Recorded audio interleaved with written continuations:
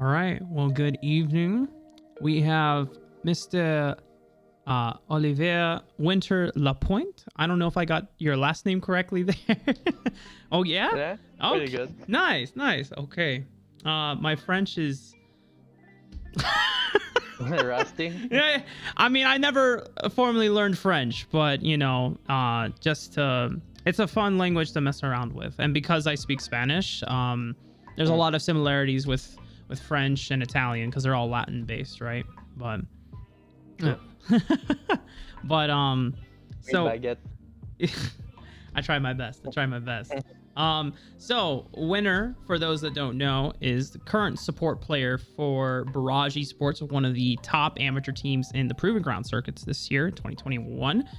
They are, if the last time I checked, they're one of the leaders in the points system for Proving Grounds qualifications. I haven't. Rank 3, yeah. Yeah. 140 points, and I believe Sophie Day is 150, and No Org is 170, I believe, or 160. Mm-hmm. Yeah. Sorry. I believe so. Yeah. Something like that. Something like that. So within the top 3 teams of amateur right now. And so currently Barrage are competing over in Challengers Uprising, the 3rd Tier 2 tournament of the Proving Ground circuit. At this point, Barrage have already qualified for the Tier 1 portion of the Proving Ground circuit. At this point, Barrage is looking to play for seeding into the first Tier 1 tournament, which is going to be called the Unified Grand Prix, hosted by UEA, and also playing for that sweet moolah for the Challengers Uprising prize.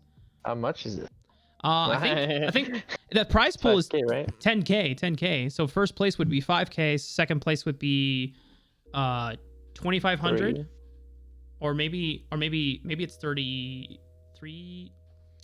I have to look at the master. That doesn't really matter, but I think it's 32. No?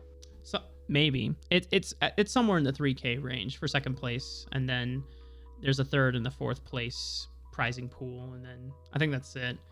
But let's start here, Winter, with how you first got into League. And so, like, how old were you, and what season did you start playing the game? I think I started late season 1. Season 2, I don't remember. I was like 13 or 14 years old when I started. My friend didn't want to play on the with the English client, so I played on EU West. I mean EU back then. Oh shoot! Okay. For like 3 years. So I was playing on 120 ping. Oh my god! You animal! Why would you do that to yourself? And back then there was too many people, so the servers were lagging. So they switched. They separated, and you need to connect at 6 a.m. and you will connect at like 10 a.m. probably. That was the good old days. So, and you've lived in pretty much Quebec or Montreal area for all of your life during this time, right? Or yeah. Okay. So was it not easier to connect to the LA server for NA, or? I mean, it was just because my friend didn't, because where I live, it's only French. We only speak French basically. Okay. So he didn't want to play on an English server, so we just started in EU because it was French. Gotcha. Because like the client could be French. Mm-hmm. And it makes it easier for the language barrier. Gotcha. Yeah. Okay. Even if I didn't really mind back then, even. Well, you did it for the sacrifice of your brother, right? So. Told me. So, oh man. Well, so back then when you played, is this like what season? Were you playing since beta or like season 1? No, I started playing after Heroes of New Earth, I believe was the name of the game. Let me look. Uh, Heroes of New Earth. Yeah, Heroes of New Earth. HON. Heroes of New Earth. Yeah, New Earth. I Why decided to be to like buy a subscription. I started playing League. That's an old game. I haven't heard of that like since what, 2011, 2012? Yeah. It was in beta in 2011, I believe. Let me... That is very far back. Yeah, I mean, it was free, so we were playing it during the dinner. Mm-hmm. So, open beta was March 31 of 2010. 2010, okay. So... And it ended on May 2010. So, basically, a long time ago. Yeah, I mean, you were... Oh, shit. And if you... 13 years. More than 10 years at this point. We're hitting the 11 point. Wow. So, I mean, we're entering season 11 in League of Legends right now.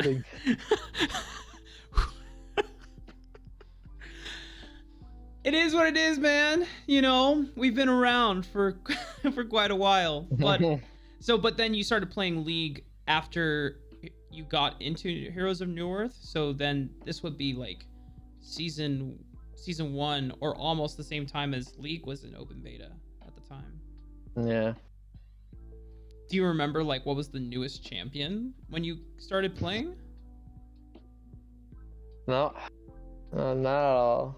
I was watching back then I was watching Chips and Noir, who are the French caster for O Gaming. Oh, okay. Like yeah. OG like caster, and they were like putting YouTube content, and back then the meta was like Corky and Tarek Bot, you know. Oh, that's like with cheesing. Season 2, Season 3. Yeah, but like I started earlier than that, but yeah, I was watching them. I remember. Gotcha. That's pretty fun. Oh, that's dope. Nostalgia hits hard. Nostalgia does hit hard. I mean, for me, the equivalent of was like that. So O Gaming with those casters was like essentially the first type of professional League of Legends that you started watching back in the day, right? Yeah. So for me, that was when D-Man and Joe Miller were still casting NA LCS.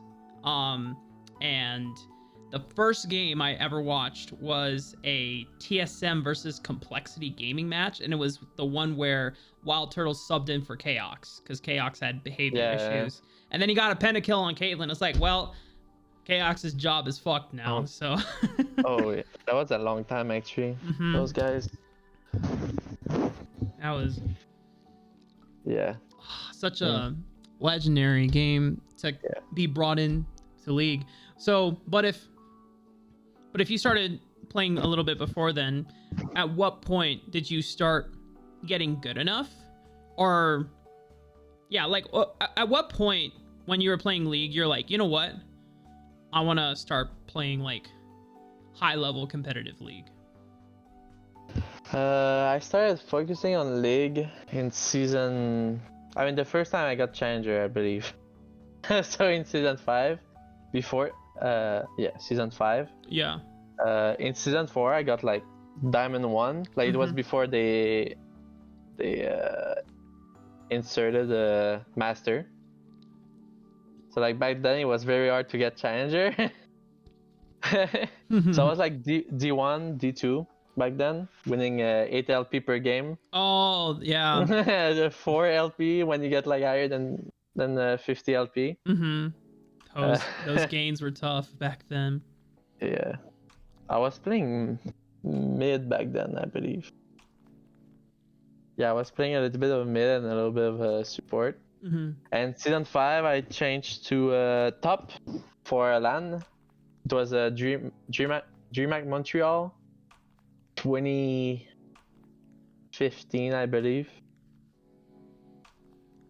Yeah, 2015. So with yeah. So for this, I know I I want to explain for the the people that come and watch this VOD later on. For me, Winter, before we started this, he told me that I just found out today that Winter used to play top lane, and I was like freaking out. I was like, what the fuck? You played top lane? And so, but Winter was like, no, it's okay. It was just tank meta, so I. It was Gnar. I was pretty good at Gnar. Cyan, Maokai, Ekarim top with the smite. Oh yeah, TP smite. Was that when Cinder Hulk was a thing with Skirmisher Saber? I think so. Believe so. Because I remember there was a period where you would run Hecarim, and then like you said, you take smite because Cinder Hulk was super efficient as an item, and so there were things like Hecarim top with TP smite. There was also Shyvana with TP smite. She existed for a period of time as well. I don't remember I remember the Shyvana, but I don't think I played during the Shyvana era. Yeah, I just played with Ekarim and Gnar and Cyan, Maokai. And is there any other tank than that? Back then? No, because if this is season 5, this was before Grasp of the Undying existed as a keystone. Yeah. I think we still had old runes, because then season... Wait, Colossus? Oh, yeah. Yeah, I think Kalista was one of the best ADCs during season 5 in the bot lane. Because if you were playing top lane in season 6, that's when you could rush Sunfire Iceborne Gauntlet on any tank, and then you would dive the backline. You would never die, and you just deal a shit ton of damage. Or you could be super degenerate like me. You would play Echo as a tank, and then you would rush those 2 items, and you just I actually liked playing. I played Echo jungle for fun. Yeah, but it was before they buff the tank Echo. Oh, I was playing the AP Echo, and I was very good at it. And when they changed to tank, I was like, it's not as fun. Bring back the AP. I want it. Yeah. We had to come quite a ways before we got back to AP Echo, because tank Echo was pretty oppressive. Yeah, too good. Too good. Okay, well, so on this team that you played in your first LAN at top lane, you mentioned to me before we started this, there's some notable top laners that you got to actually play against during this time. I mean, first time when I played in LAN, it was like a DreamHack, but it was basically only French people. But back then it was not as big as right now, where pretty much Toronto people comes, even US American people come too. But yeah, the second team I played top 4 was Fiction Esports. Back in the days with Kitsuo. Kitsuo, my boy. Aspect mid. His name Aspect. Was. Wait. Aspect but not this one. Okay, not the EGP. It was what was it? Jamaga? Something like that. Oh, Dizzy Armaga. Yeah. Okay. Yeah. That's the guy. He was playing Azir. It was basically we were pretty much all one tricks. I mean, I was not a one tricks, but we had the Kitsuo was a Rengar Lee Sin one trick back in the days. I mean, he still plays those 2 champions to this very day, man. Mid was a Azir one trick. Our ADC was Sleepy's. Was a Driven one trick. And I heard his voice 2 times during during a 1 year time. He's too busy catching axes, man. He doesn't have time for comms. He said, I don't need the mic because I'm ADC. This is what he wrote. So I heard his voice 2 times.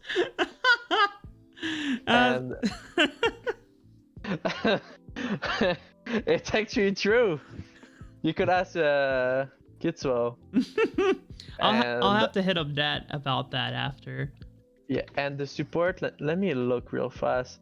The support was a Janna one trick. Zoar. Zoar. Zoar. Zoar. That name Yeah. sounds familiar, actually, but I'm not too sure. Yeah. Yeah, it was a Janna one trick. So we were a bunch of one tricks put together against so many good teams back in the days, like C9 Tempest. Team Liquid was already on in Challenger series. There was like a team with Acadian. There was so many good teams like CLG Black 2. There was also a team who imported Steelback, who was a EDC. That was his. Okay. Yeah. Odyssey Gaming. They lost versus C9 Tempest. I didn't realize he came over to NA at that. Yeah, for this tournament. He lost it and quit. Went back to EU. Yeah, I was like, fuck this. Yeah. It's funny because we lost versus them in the first round, but we were winning quite often versus C9 Tempest, who had the solo, hard, Yusui, I believe. Oh, Yusui, yeah. And Lod and Sheep. Oh my god. It was pretty much the most toxic team ever, not gonna lie, back then. Oh, really? It was, but like everyone is reformed now, but back then it was quite toxic. They were toxic like in all chat, or like just like in general, or how are they toxic? I mean, they were considered toxic like players back then, like typing a lot. Oh, or shit. Like, yeah. So like if you played with them in solo queue, they would be toxic to you just throughout the game. Not to me, or just in general, I believe. In general. But like it's years ago, everyone was so immature and they're young. Like solo is pretty much reformed completely. He's way better than before. It's kind of crazy how good he became the last 2 years. Yeah. Talking about solo, right? Because he's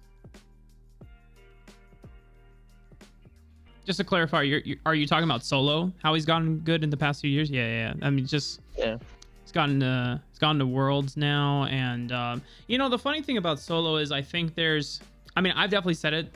I always thought that like because solo plays weak side for FlyQuest a lot of the time, I was like, oh well, then he's not a primary carry, so he's replaceable. But at Worlds, he played weak side so well, like he actually absorbed a lot of attention from enemy teams and being able to handle dives and whatnot. So yeah. I think his best performance was when he was on Echo Fox, I believe. He was playing so well. He was like in my head.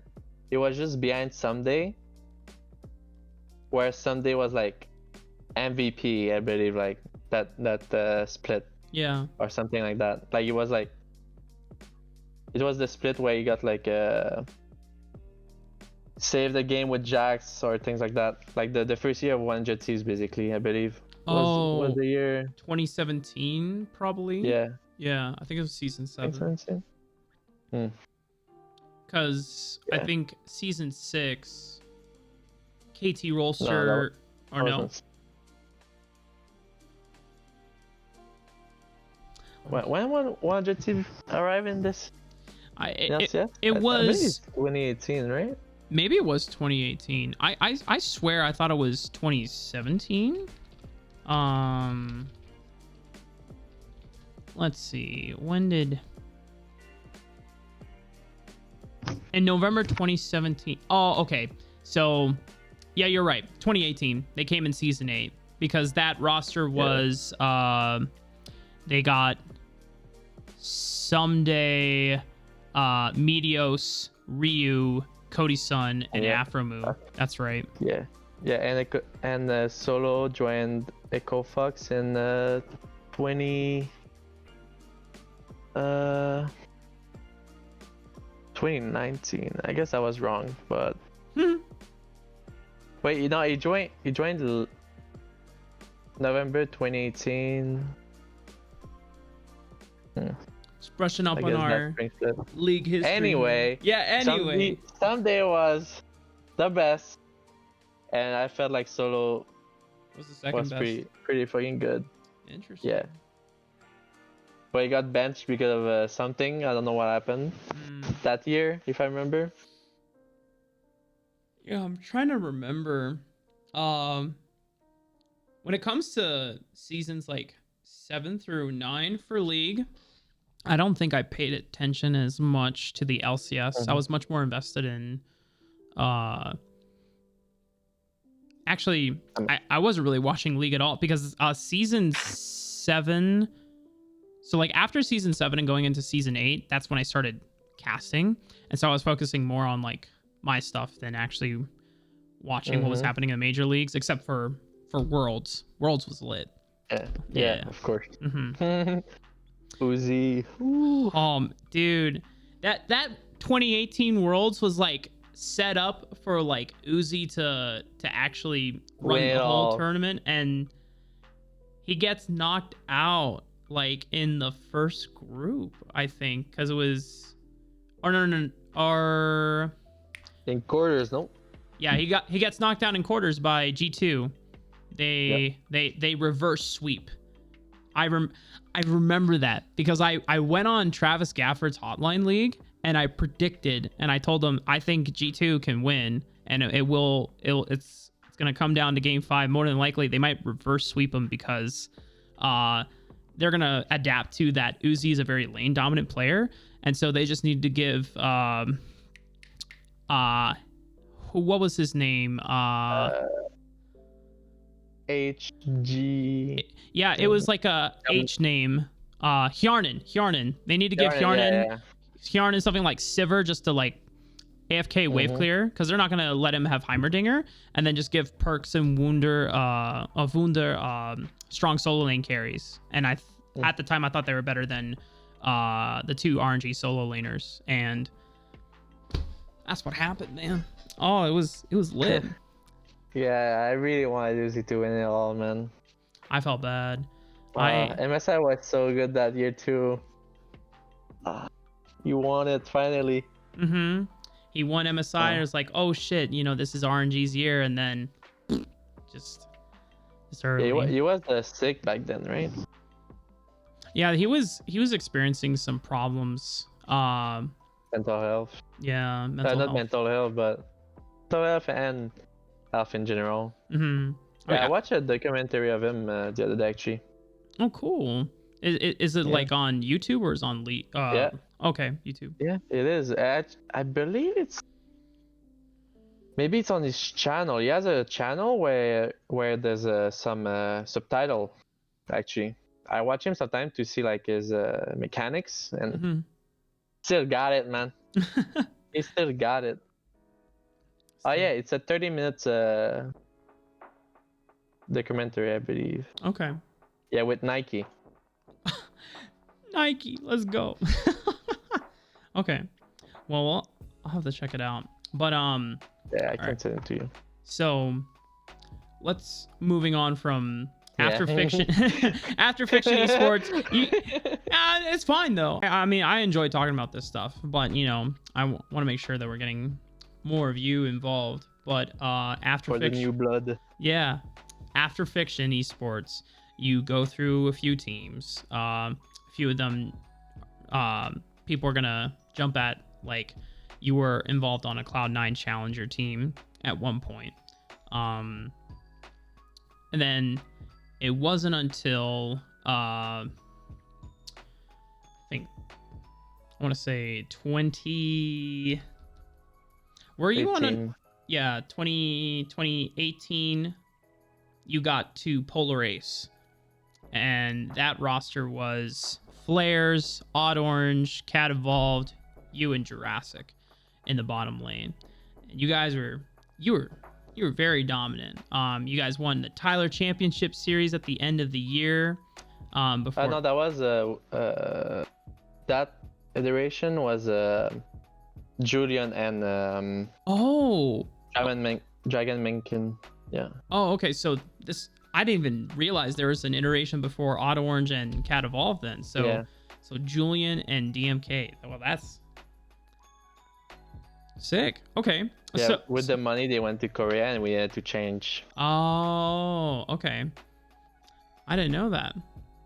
That's neat. Okay. So would you say that the roster swap to Cat Evolved and Odd Orange was better overall, or it was just like, well, we have to make do with what we did? Because you guys were still successful. I just, in your eyes, do you think you would have been more successful with the DMK and Julian?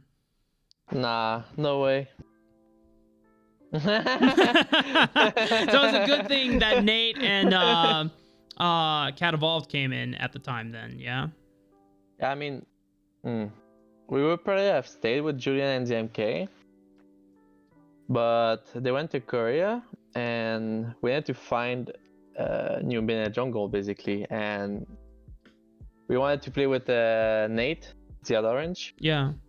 And at the beginning we tried Linsanity because he got kicked from 100 Thieves. Oh yeah. And funny story, lucky us, Linsanity, after 3 blocks of scrim, we lost every game. We went 0-9. No. And like everyone that we talked after it, like we tried Jack and we started winning, so we felt great. And then Linsanity wanted to take a break or something, so yeah, we went with the Cat Evolve Jack.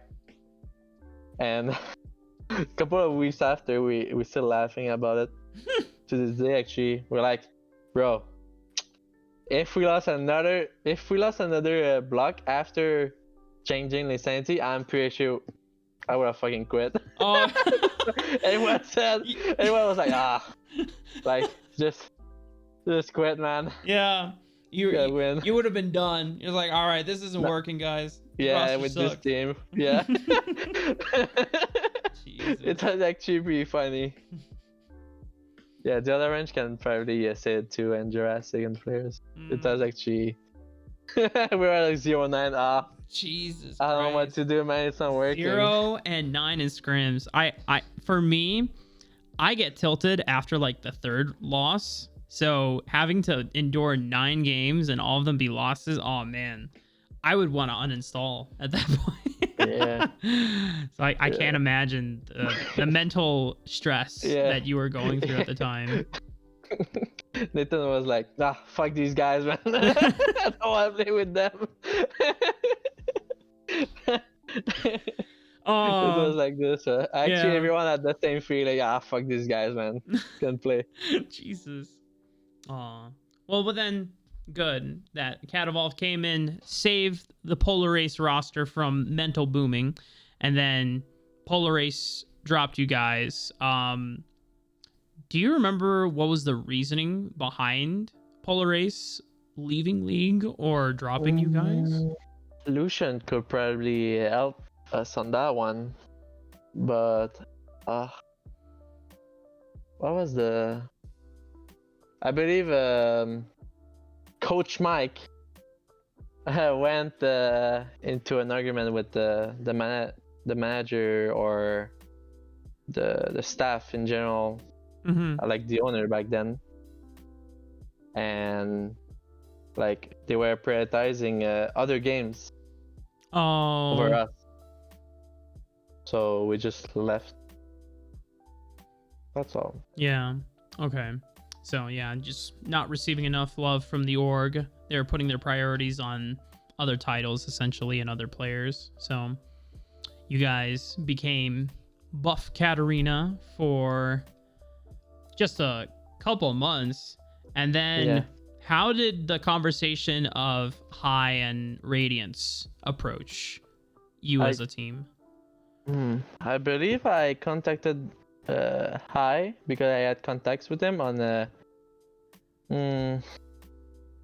had his Discord or something. So I just asked him, hey, like I see that you're looking for like a league team. So you want us? Like we want this. Oh, okay. Yeah, maybe I can. Yeah, basically, that's pretty much it, I believe. So you just reached out to High and was like, "Hey, you're looking for a league team? We're looking for an org. You wanna rep us?" Basically. Yeah, basically. Okay.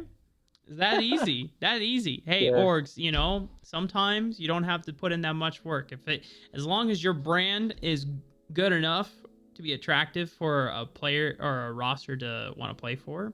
Did you reach out to Radiant specifically just because it was High's org, or was there something else about Radiance as an org that seemed attractive for you guys as a team? I'm pretty sure it was just because it was Ice org. Yeah. Yeah. If I say it's winter, are you looking to pick up an amateur team right now? We are looking for an org. That was basically my first message. Ah, okay. Sick. That easy. Yeah. It was not even planning to get an amateur org actually, but I guess he went for it. Yeah. Well, that's awesome. And then you guys played under Radiance. I believe you guys played against I remember, I guess the culmination of Radiance was, or the peak was, you guys playing in Big League Season 2 Finals live at a LAN against UCI, I think it was. UCI, yeah. Versus Descraton. And I'm Avi. There's also, I think, Captain Nuke in the top lane. Cannot remember. Yeah. They probably still had they still have Bloodwater as a support back then. Oh yeah, they had Bloodwater. Yeah. And then I think it was, who was their ADC? Was it Tails? No, not yet. Tails was before, I think. UCI Esports.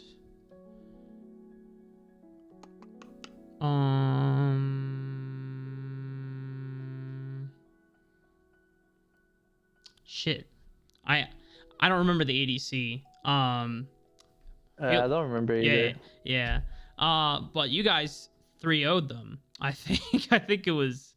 I think we chilled them. Yeah. I mean, back then we were quite strong. Yeah. No, you guys were a very dominant team.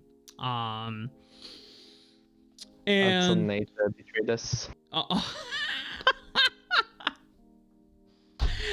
That is when, as you say, Nate left for Team Liquid Academy because it was a good offer.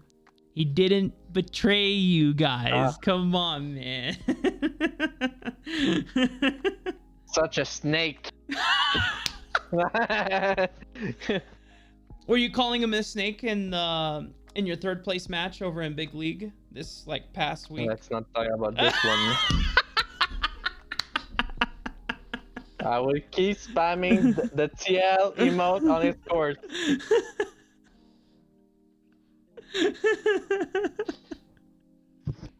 Well, fucking deserve.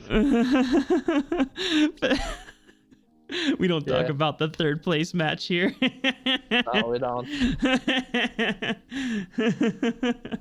It's okay. Sometimes, sometimes the ARAM warm-ups don't hit as hard, for the prem. True. Doesn't work with this team. Doesn't work. Okay. Well, so after Odd Orange leaves for Team Liquid Academy, is it at this point most of the Radiance roster leaves, or did you get a? No, we went with Hyper.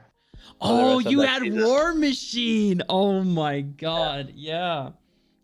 Oh man. So from a spectator standpoint, that Hyper's an insane player, but we knew of his toxic track record. So we were wondering, how is this roster move going to go? So how was Hyper in your team dynamic versus when you had Nate? I don't think Hyper was toxic. Oh, really? He just had a bad sleep schedule. But that was the only thing. Would you? Okay, wait. Check.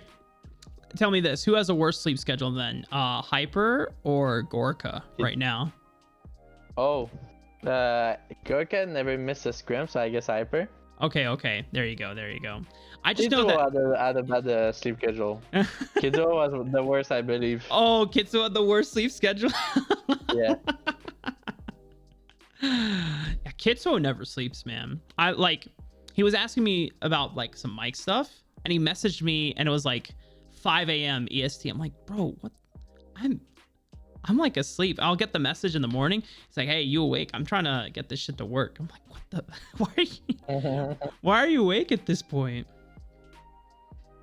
Okay. So, but Hyper played well for you guys, closing out the scouting ground season, and then 2018 was 2018 scout, or no, not 2018, was 2019 scouting grounds the last time you went, or what was the last time you went to scout? Was it that year?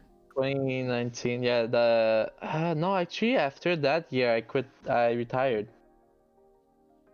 Actually, wait, was it that year? I believe so. Wait, I believe so. Yeah, 2019, yeah. Mm-hmm. The last time I went was 2019. No, 2018. 2018 the last time I went. Okay, so 2018 was the last time you went to scouting grounds. Yeah. So you were with Polar Ace at the time when you went. Yeah. Okay. So after that, that was the last time you could go to scouting grounds, because then I could have went on the 2019. Oh, did you choose not to, or? Yeah, I sent a message to WooPlay to ask the teams if they had interest in me to go for a fourth time, but that was not really my reason. Not that I didn't go. I just didn't feel like going anymore. I was just tired of playing League. Like I was just I don't know. It was because like we were starting to lose or something, but I felt burned out. Like I never took a break actually since season 5. Like I never took more than 3 days. Oh man. Of not playing League. So I was just burned out at this point. So I took a 6-month break, and Shoryu and Mike Young put me out of my grave. Pulled you out of retirement early. Yeah. So, all right. So let's talk about how that that a new esports roster then was formed, because Shoryu and Mike Young then reached out to you. How did they know of you before? I mean, I played on a team with I mean, I knew Mike Young since season 6, I believe. Oh, okay.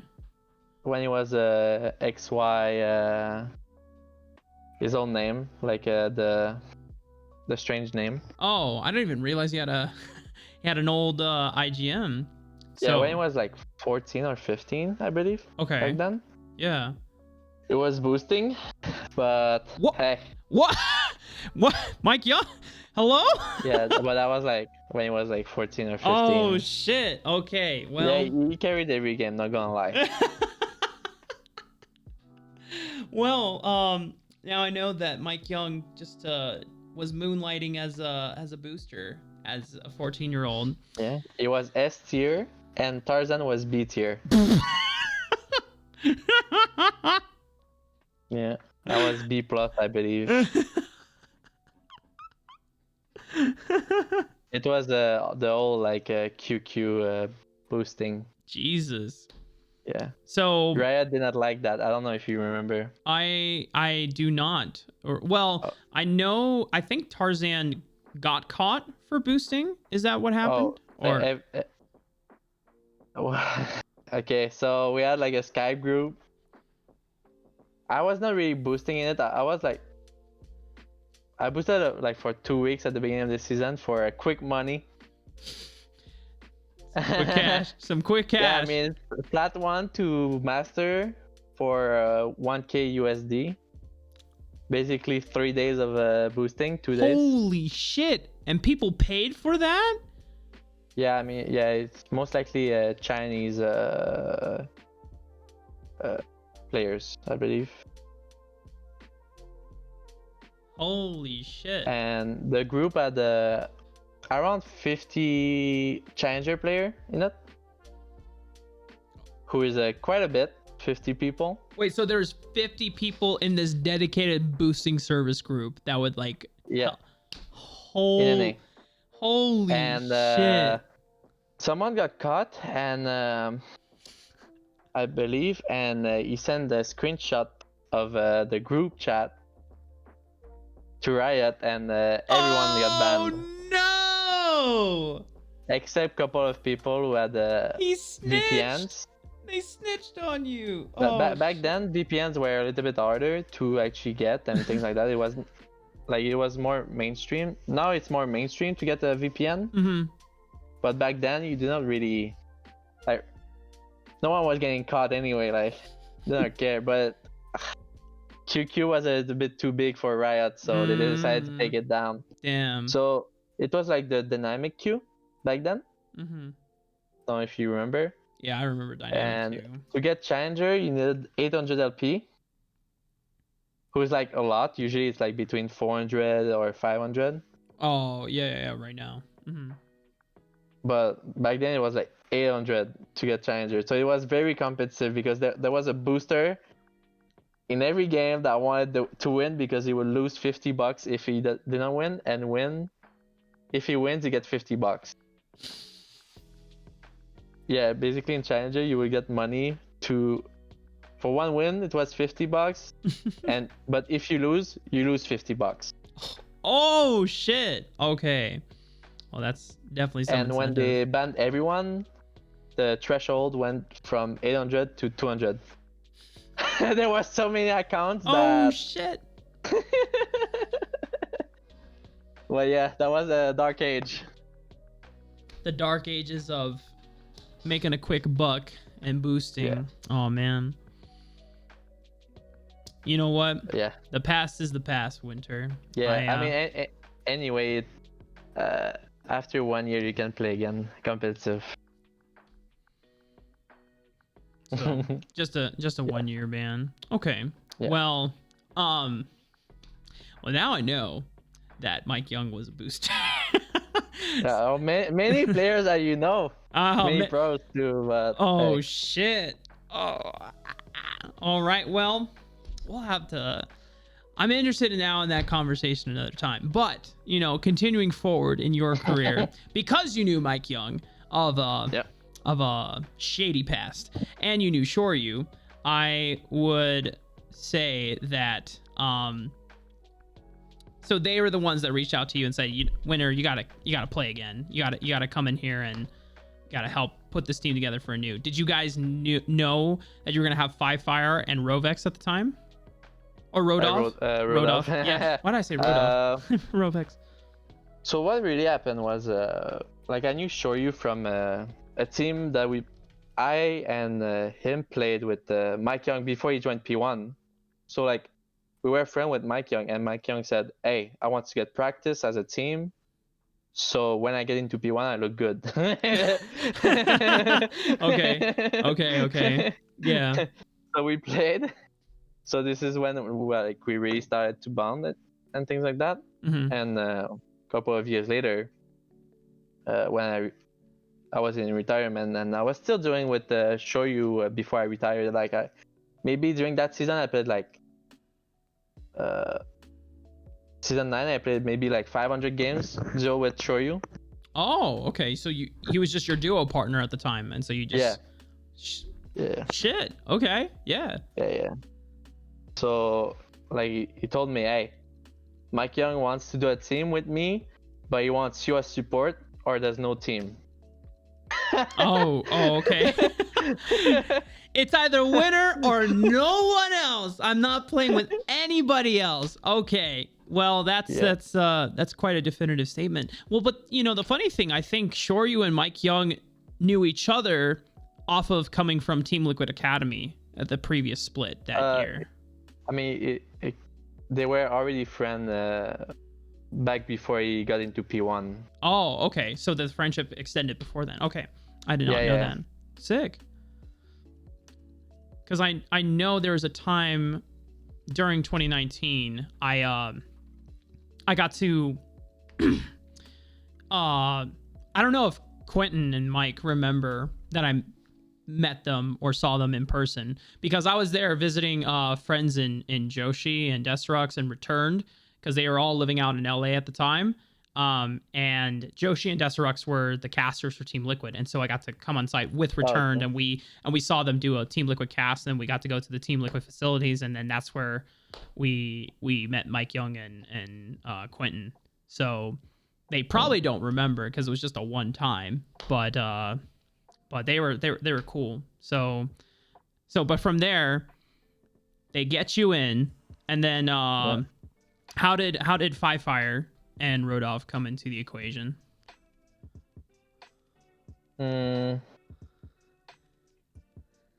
don't remember. Good question, actually. I don't remember. I think Aiden came in because of Cameron and Zig. Mm-hmm. I believe, who was our coaches. Yeah. And Rodolph, I don't actually remember. Actually, zero idea. Came out of nowhere, he spawned there. It's already there. They just fucking popped up there at some point. Okay, so I think we did some tryouts or something. Okay. I don't know.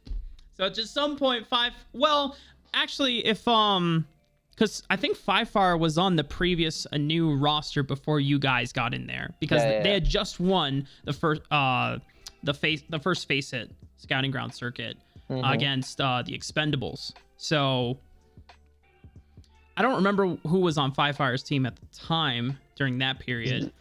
Zig, Jungle, I don't. Inori, yeah. Inori was on that roster. The support was what was the support? Was it Sheep? Was Sheep the? Yeah. No, that was Expendable, no? Yeah. Oh no, yeah. Sheep was on Expendables. Who was that old? Their support was. I don't remember. It wasn't Stunt, was it? Because I know Stunt is the new coach, right? Or org coach right now. No org coach, yeah. I'll have to. Yeah, I don't remember. I played versus them, but she was their support and low party for. Oh yeah, true. Yeah, she was their support and yeah. Actually, Expendable was low party. Okay. Yeah. Oh yeah. So makes sense. We remembered. Just something between those lines. Something between those lines. That time. Yeah. I was losing too much. Oh man, but it's okay. So you're in retirement. Five Fire sticks with a new roster because Academy team doesn't want to pick them up. So if Mike Young and Shoryu then came to you to be on the team, were they just already with Anu and they're like, you know what? If Winter's not playing, I'm not playing on this Anu roster? No, I don't believe they had any org or anything. Oh, okay. So you were just a power trio looking for a team. Yeah. Yeah, basically, I believe. Mike Young was like, the coach is gonna be Zig, and we just went to Anu because no real reason. Okay. Comfort, I guess, for Zig and Aiden. Yeah, makes sense. And then you guys picked up Rodolph, and then boom, you guys started playing. And then that's when I was heavily following you guys. And on paper, I was like, man, these guys are super lit. These guys are gonna smash. And you had a rough start, to put it nicely. Yes. Yeah, I remember. Yeah, I don't remember how it went, but I remember we had a rough start. Yeah, that was Winner's like, you know what? I don't remember. In groups. Yeah. In groups, it's fine. Yeah. It don't matter.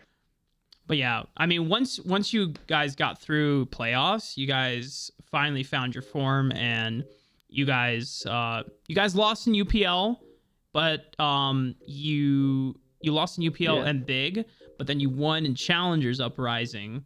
You denied the Grand Slam from 100 Thieves, and then you beat them in the Scouting Ground Faces Scouting Ground finals. Yeah, we won the biggest 2 tournaments. That's what matters. Yeah. The only 2 tournaments that actually matter. Yeah, I mean, it was the big, like the UPL and big at the lower price pool. So we gave it to them, you know, and we took the other 2 that were way bigger.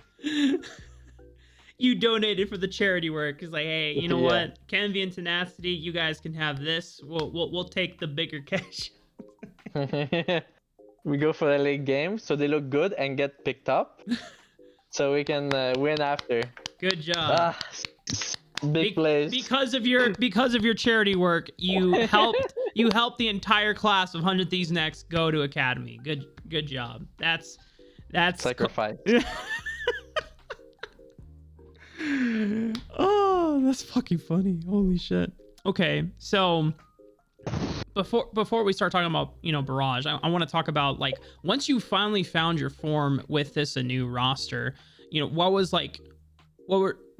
were your favorite parts about it? What was it with comms? Was it just everyone was just the best in their role, or was there something else about the environment that made playing for a new, like, fun for you?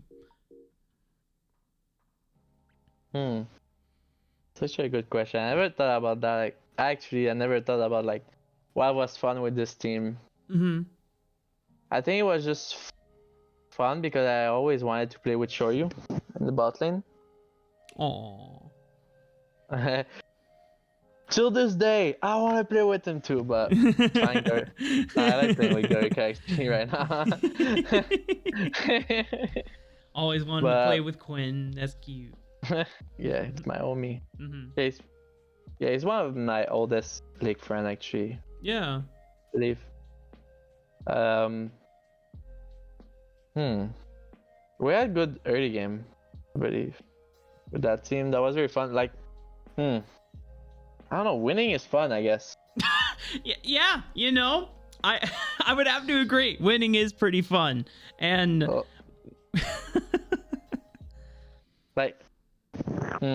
like Zig would say, winning solves problem. That's you know, that kind of answers the same thing as, like, you know what solves marriages? Money.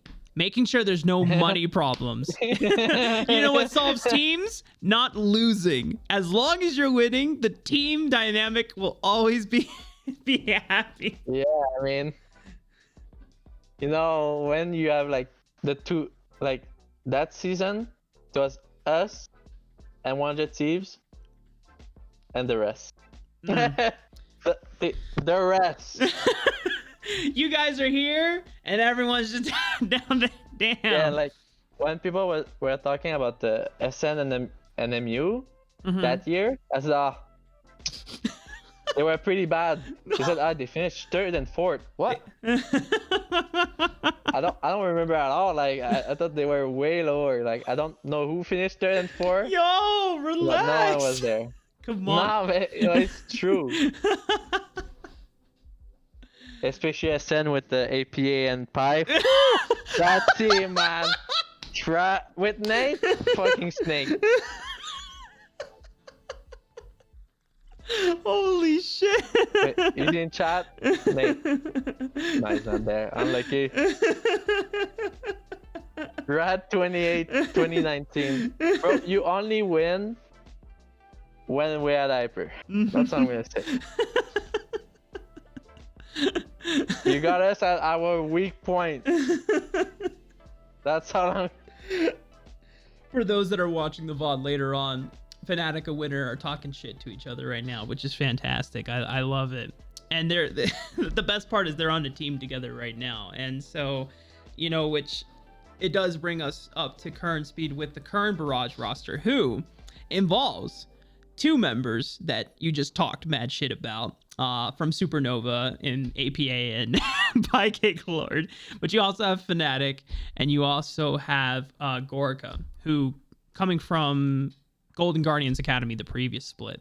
So on this roster, you guys are one of the top 3 teams going into Proving Ground circuit. And you guys are one of the top 3 in qualification points as well. So at this point, for Challengers Uprising, you're playing for better seeding into the tournament for the first one in UGP, but you're also playing for a chance at the 10K cash prize pool, right? So for Barrage, what would you say is like the current focus of this team in terms of, not saying that like you guys aren't trying to win, but like, what are you guys focusing on in order to improve your chances of winning? After every series that we lost so far, like so FIDE, a new we don't talk about MU. Talk about a new. I mean, no work. But I believe that not our mindset, but I believe it shows us what we need to improve on. And every time, like 30 minutes after we lose, we're like, it's okay, guys. I'm gonna focus on this, or like, oh, what we need to change, like next time, or what we need to focus on the next week. Like right now, I'm focusing on communicating better mid game and late game more as a leader, because we lack a little bit of leadership in our team. Okay. I believe. Like everyone likes to talk, but we need a bigger voice, so I'm trying to force this, I guess. Just so you're trying to take ownership and step up, essentially, and be the, not necessarily the leader, but the decisive caller. So like if there's voices, and then you're gonna say, this is the final call, this is what we're going with, essentially. Yeah, I guess it's more like about the direction that we want to take. Okay. Like okay, we want to play for this objective, so like push bot, Reddit mid, let's get vision top side. Like it's just for everyone to know like the plan of this entire 1 or 2 minutes of the game. So everyone like be on the same page, and there's gonna be less we're gonna have less risk of making a mistake in that sense, because if you only say we want to play for this and you don't say anything else, then maybe someone is gonna do something different for that moment, like getting Krogs instead of pushing bot, you know. Nah, there was no moment that in that way, but it's just an example. Okay, I thought you were like throwing some shade at someone on your team, or no, we're doing cams. For tempo. Fucked up for the tempo for 3 minutes. I really need this Sterex, but you're 15-0. I really need that Sterex, bro. You're 3 levels ahead in the jungle. I really needed that bird. Okay, so but just being proactive on setting up for plays, right? Making sure that you're always thinking about what's next in terms of your game plan, ensuring that you are reaching your win conditions with the composition that you've drafted, and not necessarily like when you see moments, you're the ones that calling for picks or shots, but just you are the one that is kind of the director, essentially, just making sure. I'm trying to make that an habit of mine, because I believe in 2019 Skygrounds I did it for my team, but when I came back to Polar Race, I never actually did it again, like that kind of micromanagement. Gotcha. So I believe I can do it, but I just need to make it an habit with that current team. Okay. But it's not like I'm the only one talking or anything. Like, yeah. There's many people talking in the team. It makes sense. I mean, I still think it's fine that like you still want voices on the team to feed information, but you're going to be the one that is essentially calling for movements on the map in anticipation, because you do have that agency as the support player. Okay. So your next matchup in Challengers Uprising is against No Org, which is a rematch. Revenge. Yeah, it's a rematch for you of the semifinals in Big. So you guys are both 2-0. Whoever wins will be able to guarantee moving on into the playoffs round for Challengers Uprising.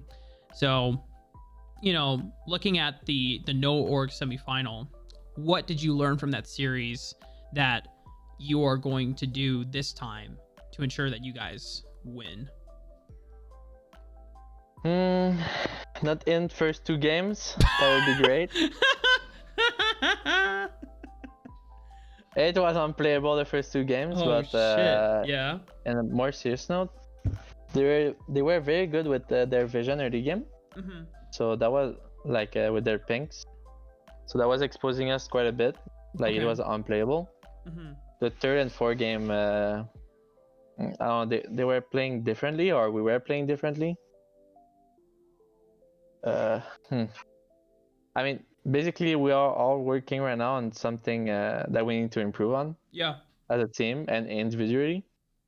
I know Pi is working on something. Fnatic 2 is working. APA is probably the most the hardest worker in our team, I believe. With review and solo queue games, things like that, asking questions to people. Okay. So, yeah, I believe it's like one of the few people that I saw like doing that much, like having a good mindset to improve. Wow, it's very different. Even if it's a monkey. I was about to say, it's like, wow, this is so wholesome from you. Where's the flame? And there it fucking is.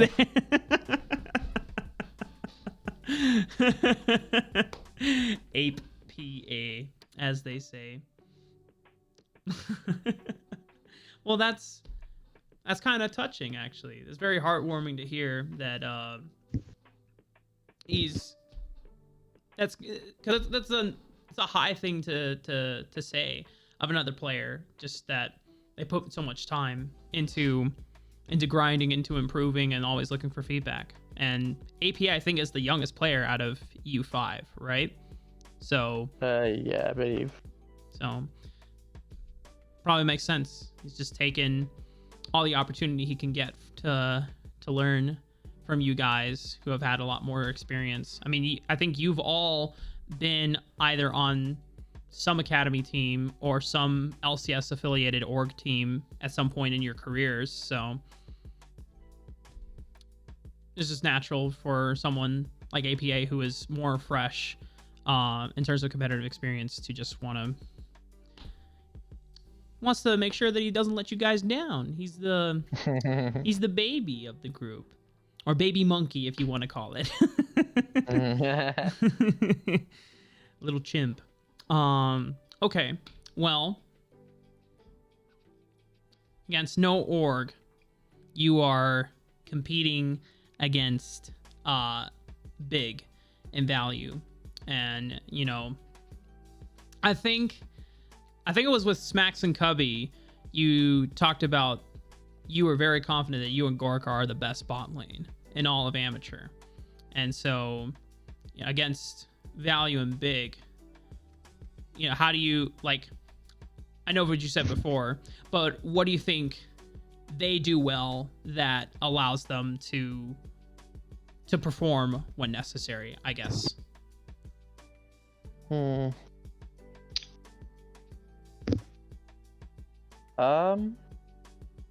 lane or out of lane? It can be either. Like if you feel like their strengths are out of lane versus in lane, then you can just speak to their strengths out of lane.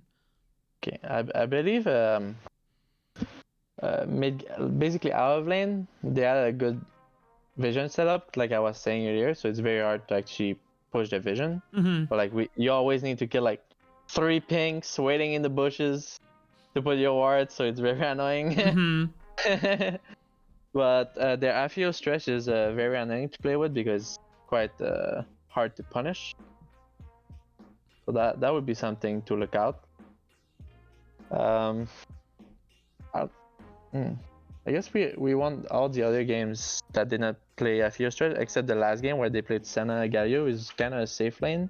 Mm-hmm. And a counter pick 2 hours. I mean, not a counter pick 2 hours, but like as MF Karma, we cannot kill them, but they cannot really kill us either. Yeah. So in lane, I don't really know if they are insane or not. Out of those five games,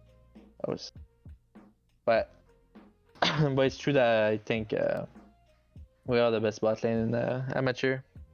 I think we could do even better if my jungler would like to dive bot. Without taking some camps. No, I'm joking, but I believe we could do more proactive plays.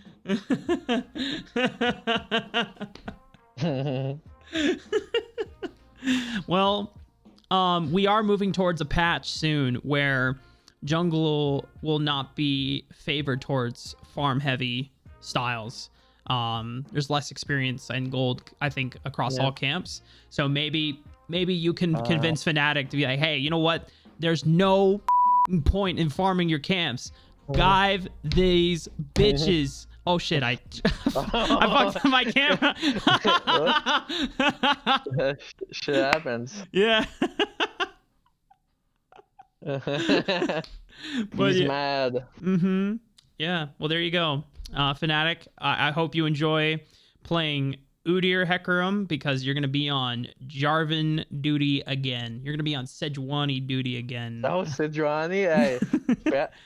Pi is saying that Fnatic has the best Sejuani NA. Oh, word? Okay. Well, 11.4. I'm ready to see Fnatic Sejuani. even if you don't want to be on Sejuani duty, I think the time for the leash is coming soon. Well, so okay. So before we start wrapping up, I want to get your opinion on kind of the landscape of amateurs, because now we're starting to see how the other teams are kind of solidifying. Who are I want to see if, like, we have supports in Big, in Zazel, and maybe probably Shady that are in the top area for you. Would you say that you agree with this list, or is there like another support player that you think is kind of a sleeper in all of amateur at the moment? A sleeper? I think Miss does a lot for his team. But I don't know if he can play other style of champions than I-Star, Rel. Okay. So I know Miss is doing a lot for his team in EGP. Daption is the main engage for wildcard. That would be my 2. After that, I don't really remember. I mean, if you don't remember, then they're not that notable to you, right? But if I mean, I know there's Plux and Plux. There's Plux. Sorry guys, but I don't remember. Yeah, I mean, I can give you a few support names, and you can just tell me if they're like worth mentioning, or if they're like, nah, they're not that good, you know? Wow, you're trying to get the fire. I see. I don't mind it. Just a little bit. Breezy on Cloud9 Amateur. Oh, Drew is there. I played them in warm up the other day. He was fine, I believe. Basically in the Miss Daption pack, I would say. Okay. Busio for 100 Thieves next. He's quite impressive for someone that just role swap. But I wonder his comms are that good or not. Yeah. But it's been a while since I played them actually. It Okay. was beginning of Risen, I believe. That's Wow. Yeah. So yeah. you're saying Don't worry about he was impressive since the beginning of Risen at the time for you? No, I said impressive because he rolled swap. Oh, okay. Like he was playing well. Like for somebody, like he was playing well for A a roll support. swap. Yeah. No. Like he was impressive for roll swap, but he was playing well for a support in general. Wow. Yeah. And then so I wonder how he's gonna improve. Well, but the team is not going too well. no, it is not. Unfortunately, they are fighting for their lives. This Saturday as well because they are 0-2 and they're gonna go up against Bay State College. So who is on that? That has Quas, Oh. Serenok, DMK, Infectrix, and I don't remember who's their support on that roster. They should win, no? Bay State or 100 Thieves? No, 100. I mean, I have no idea. I don't think I've really seen much of Bay State's games before. I just know that the last time those two played together was in Risen, and Bay State knocked them out of playoffs contention. So really? Yeah.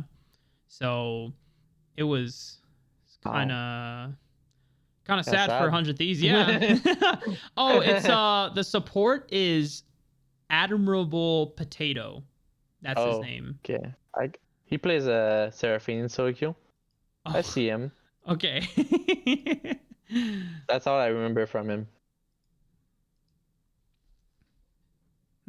Okay. Your cam is focusing on focusing every time you I know. move. I think it's because I need to fix it after this. But okay.